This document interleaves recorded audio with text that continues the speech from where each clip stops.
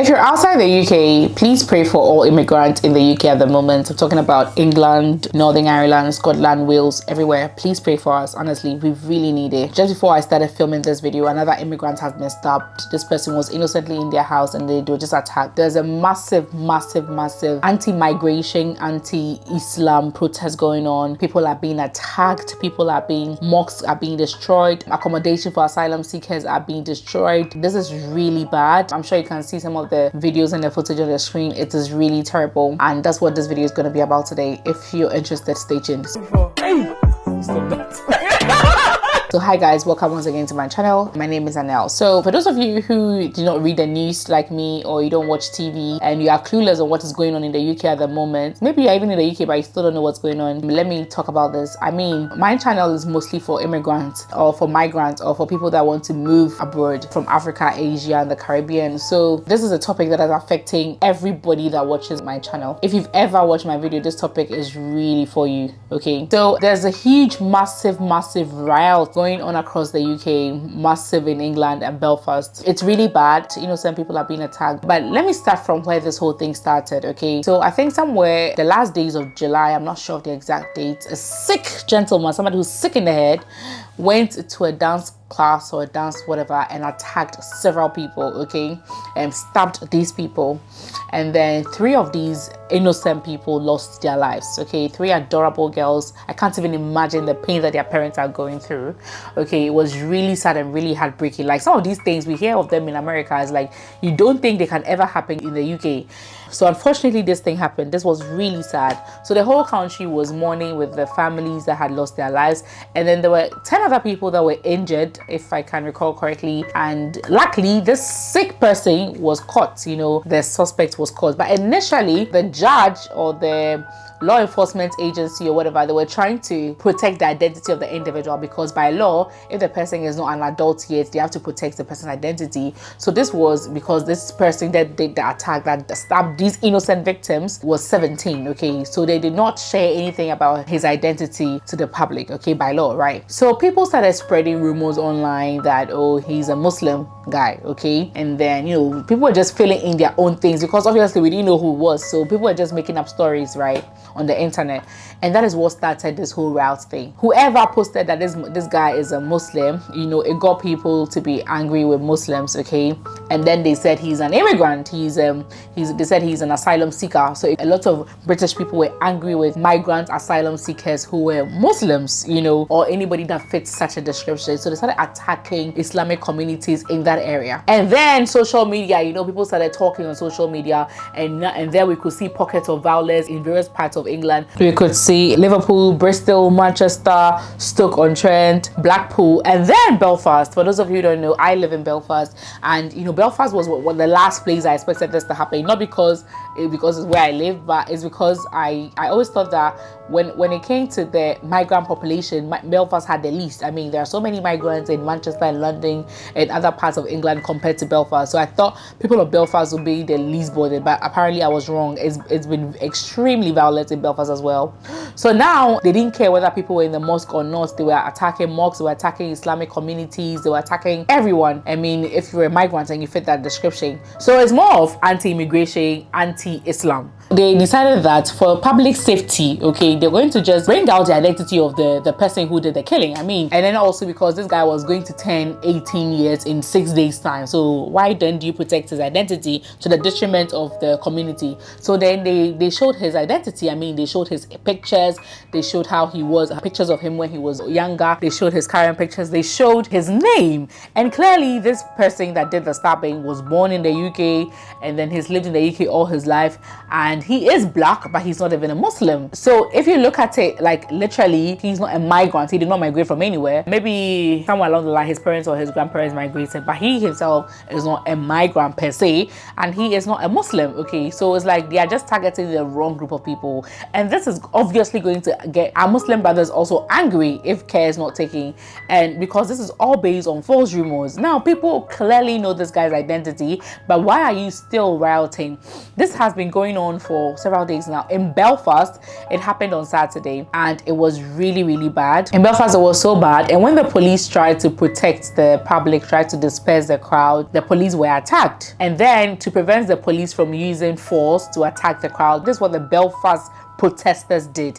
They actually made women and children lead the protest. Like, women and children were at the front of the protest so that the police will not be able to, or will feel too bad, or will not have the courage to use force to disperse the crowd, because there were children in the front. That's how bad they want. And then even today, like I said, one other Muslim gentleman has been attacked in Belfast, stabbed. Today as well in Belfast, I heard that a bus that had a couple of blacks in it were attacked. People were throwing things on, like, you know, at the bus and all of that.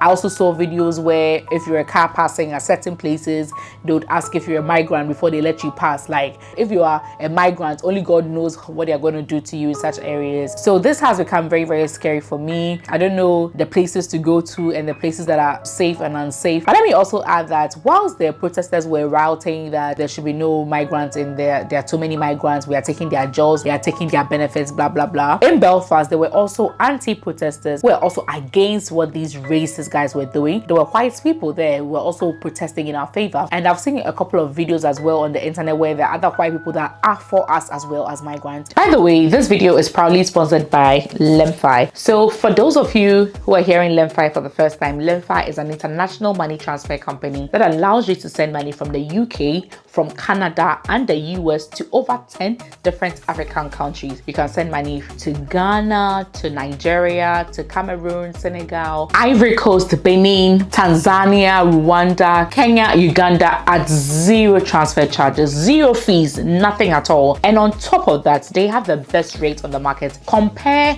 Lemfi's rate to any other app, you know, they are always the best. And so I recommend Lemfi if you're in the UK, you're in Canada or the US, and you want to transfer money to friends and family in any of these countries that I have mentioned, okay? As well, if you use the code NANEL, you get £15 cash back on your first transfer above £100, okay? And then you can also always generate your own referral link and then send to friends and family. So when they use your link, you get a bonus as well from Lemfi. Lemfi is the best, and ever since I discovered them, that's what my friends and my family have been using. Thank you, Lemfi, for sponsoring today's video. So there are people that do understand our situation, and there are people that disgust us, because truth be told, in the last couple of months or weeks, there has been a series of, you know, unfortunate events that have happened in the UK, and it looks like most of these people are migrants, okay? Talk about the guy who poured acid on the lady and all of that. If you just read the news, a lot of very popular incidents that happened in the last couple of months, it looks like they were all migrants, okay? But let's not forget, it's also migrants that are doctors in the NHS. Hundreds of doctors, or let me say thousands of doctors are migrants, thousands of nurses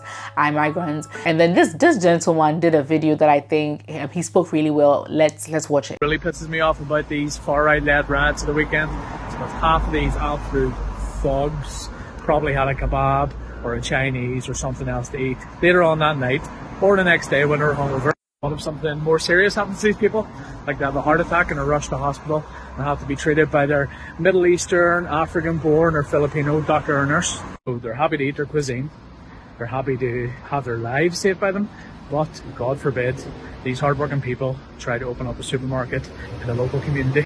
And if you're Irish and doing things like this to people who are just over here to work hard and to live their lives, then you don't get to call yourselves that anymore. The Imelda May poem went, you don't get to be racist and Irish. You don't get to be proud of your heritage, your fights and plights for freedom, whilst kneeling on the neck of another.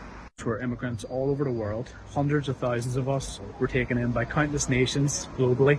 It's up to us to pay that back and welcome in people who are just looking for better lives for themselves. Just met the owners of this shop on Sandy Row here. Absolutely devastated, as you can see. If you can support them in any way through online campaigns or even just to come by and show solidarity to them, they said they're obviously very welcoming to people like that. As you can see over there, another local cafe destroyed. This is not who we are as people. Belfast in particular has a proud history of anti-racism, abolitionism. Well, we have our problems with sectarianism and things over our history. This is not us. More broken windows behind me. Let's stop this. Let's not let this happen ever again in Belfast. And the whole of Ireland. So obviously, like he said in the video, you people after protesting, you're probably going to buy Chinese. You're going to buy whatever. And that is not your meal. This is the foreigner that has brought this meal to you. You're enjoying our meals. And then should you get hurt, even through the same protest, you come to the hospital, you're going to see Nanel. Nanel is going to take care of you. You're going to see Bisola from Nigeria, or you're going to see She from Philippines, or whoever from wherever. And we're going to take good care of you. So it's like, they are not really thinking straight, honestly. And the thing is, they are not even saying that they are against illegal immigrants.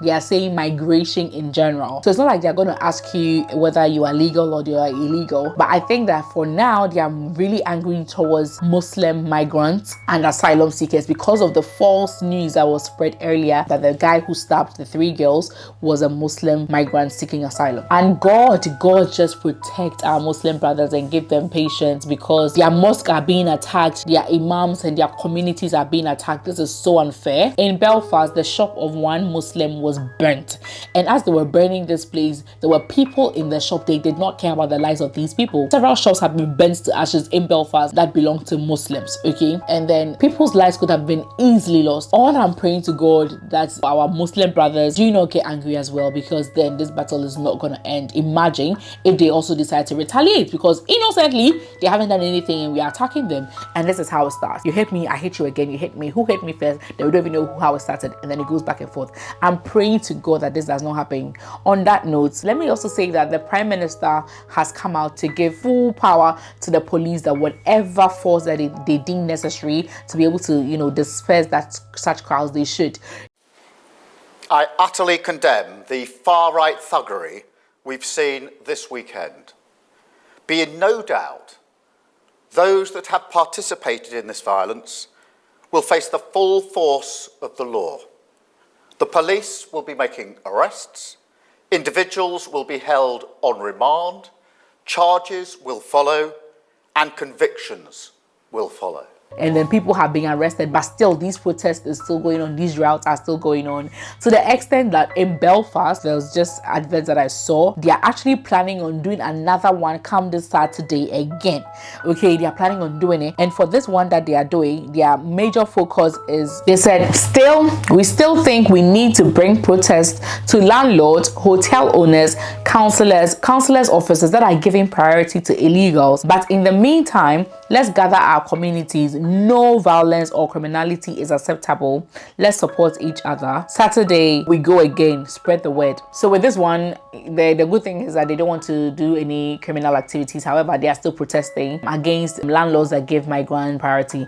I struggled to get the first house that I rented when I moved to the UK. And one was because I was a migrant and I didn't have any history of other houses I had rented in the past.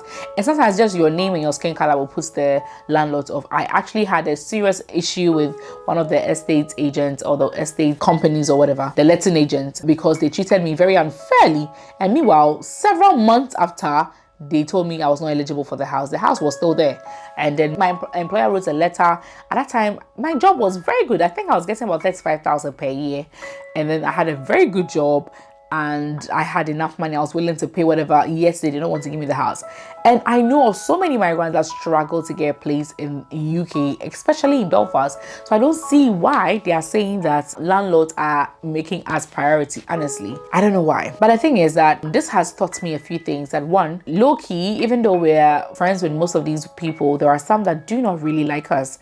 There was a comment under a video on YouTube, and I'm going to read that comment verbatim so that you can understand, right? This was in response to the sick guy who stabbed those 3 girls, right? They were debating in the comment section under one video. Somebody says, I heard he migrated when he was 7.